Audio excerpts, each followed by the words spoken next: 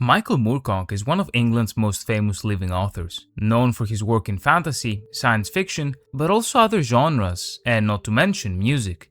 Another thing he's known for is his outspoken politics and intense criticism of The Lord of the Rings, j.r.r. Tolkien, and everything he represented.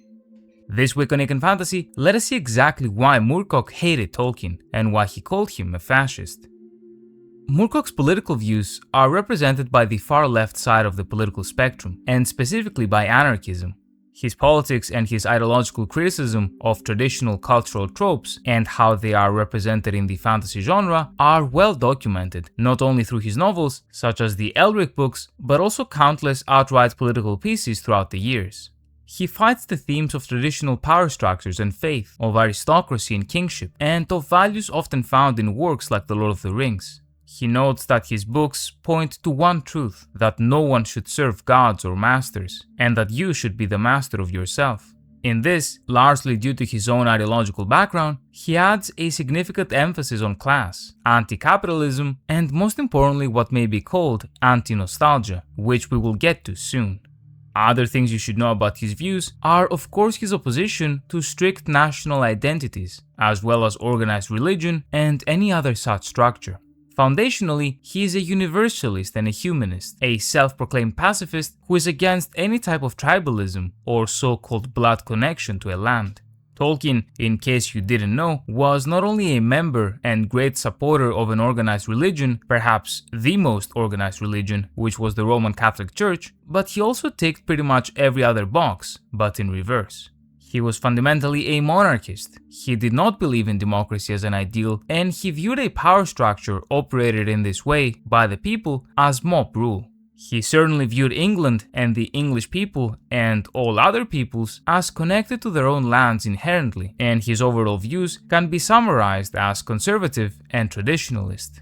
Now, these labels, like most political labels, are unfair and they lack the necessary nuance to do justice to the person we're discussing. Tolkien hated industrialization, imperialism, urbanization, and he seems to have distrusted government overall. Certainly many conservatives of his day had no such issues. Nonetheless, you get the idea that fundamentally Tolkien and Moorcock differ when it comes to their outlook on life, society, and politics.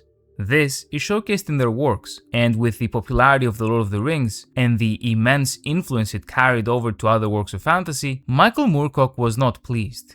In the 1970s, while the counterculture and hippie movement was embracing Tolkien, Moorcock wrote a now infamous essay that sought to dismantle the entirety of The Lord of the Rings. Specifically in 1978, he wrote an essay titled Epic Pooh, which was so called because one of his arguments included The Lord of the Rings being a dressed-up children's book instead of epic literature, thus correlating it to Winnie the Pooh. Now, it should be noted that he took issue with parts of the writing itself and with certain artistic choices, but as these are subjective, I will not delve further. I love Tolkien's writing and therefore I am biased anyway. To move on to things of more substance, however, Moorcock views The Lord of the Rings as nostalgic writing, as a piece of literature that finds a way to glorify an England that used to be, an England that, in his view, was filled with social and economic injustice. He sees the Shire presented as a utopia, filled with happy people who are only happy because they were written to be, and not due to the reality of their circumstances. Now, this obviously ignores the fact that Frodo and our characters were, and had become, very much aware of the reality of the Shire, as well as the ignorance many of its people had, something that defeats the point that Tolkien wrote it as an actual utopia. Especially when you consider that in his own letters, many years before Moorcock's essay, he outright said the Shire should not be viewed as a utopia. Moorcock writes, "The little hills and woods of that Surrey of the mind, the Shire, are safe, but the wild landscapes everywhere beyond the Shire are dangerous. Experience or life itself is dangerous. The Lord of the Rings is pernicious confirmation of the values of a morally bankrupt middle class. Their cowardly home country's habits are primarily responsible for the problem England now faces. The Lord of the Rings is much more deep-rooted in its infantilism than a good many of the more obviously juvenile books it influenced. It is Winnie the Pooh posing as an epic." Another complaint Moorcock had concerned what he viewed as the oversimplistic representation of good versus evil within The Lord of the Rings. The Free Peoples versus Sauron, and nothing in between. As was noted by the professor himself, however, but also by fans in the years since, it is simply not true. In letter 154, Tolkien said, "Some reviewers have called the whole thing simple-minded, just a plain fight between good and evil, with all the good just good, and the bad just bad. Pardonable perhaps, though at least Boromir has been overlooked, in people in a hurry and with only a fragment to read, and of course, without the earlier written but unpublished Elvish histories. But the elves are not wholly good or in the right. Not so much because they had flirted with Sauron, as because with or without his assistance, they were embalmers. They wanted to have their cake and eat it, to live in the mortal historical Middle-earth because they had become fond of it, and so tried to stop its change and history, stop its growth, keep it as a pleasance, even largely a desert, where they could be artists, and they were overburdened with sadness and nostalgic regret. In their way, the men of Gondor were similar, a withering people whose only hallows were their tombs. But in any case, this is a tale about war, and if war is allowed, it is not much good complaining that all the people on the one side are against those on the other. Not that I have made even this issue quite so simple. There are Saruman and Denethor and Boromir, and there are treacheries and strife even among the orcs. Are the corrupted men of Sauron wholly good or evil? Not even our protagonist thought so, with Sam thinking long and hard about the life of the Southern that had been killed in battle. The entire foundation of the work is that the road to evil is paved with good intentions. Well, what are you supposed to be while traveling that road? Are you only good or are you only evil on your journey? Such things are easy to see, and even easier when you consider the Silmarillion too, and its characters whose legacy shines in The Lord of the Rings, with Fëanor being a notable example. Lastly, Moorcock criticizes Tolkien's concept of the eucatastrophe, the sudden turn toward the good that comforts the reader and fills them with joy. He believes that The Lord of the Rings lies to you and comforts you in the way it is written, and that it is artificial and ignores death. In fact, the heart of The Lord of the Rings is death and the fight against death. Though I imagine the theological and religious opposition to the themes of the work may affect one's outlook to its proper value. Either way, in terms of The Lord of the Rings, Moorcock's criticism comes down to his dislike of how class relations and the Shire are represented, the political structures presented in the story, the core themes as well as writing of the book, in addition to the other traditionalist indicators you may gather from the work. And this criticism is further emphasized by the fact that The Lord of the Rings went on to inspire, through these very themes, countless other works of fantasy, thereby defining the entire genre.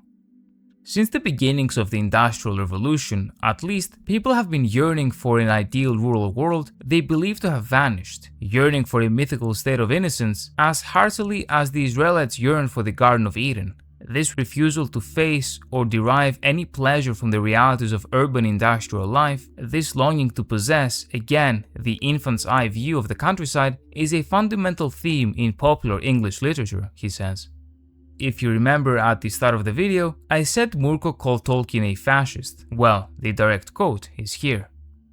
"I think he's a crypto-fascist," says Moorcock laughing. "In Tolkien, everyone's in their place and happy to be there. We go there and back to where we started. There is no escape, nothing will ever change, and nobody will ever break out of this well-ordered world."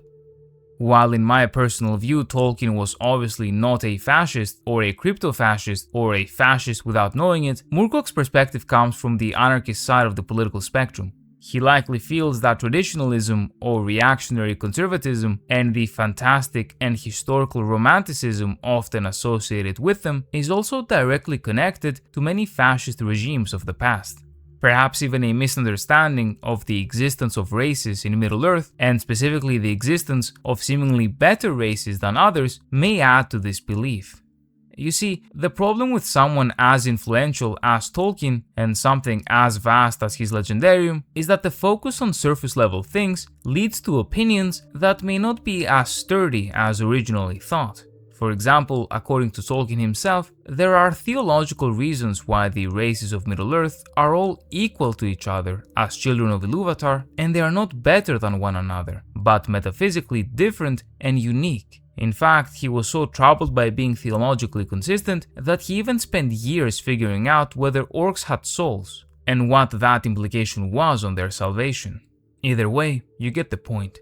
Moorcock went on to say, I suppose I respond so antipathetically to Lewis and Tolkien because I find this sort of consolatory Christianity as distasteful as any other fundamentally misanthropic doctrine. One should perhaps feel some sympathy for the nervousness occasionally revealed beneath their thick layers of stuffy self-satisfaction, typical of the second-rate schoolmaster, but sympathy is hard to sustain in the teeth of their hidden aggression, which is so often accompanied by a deep-rooted hypocrisy.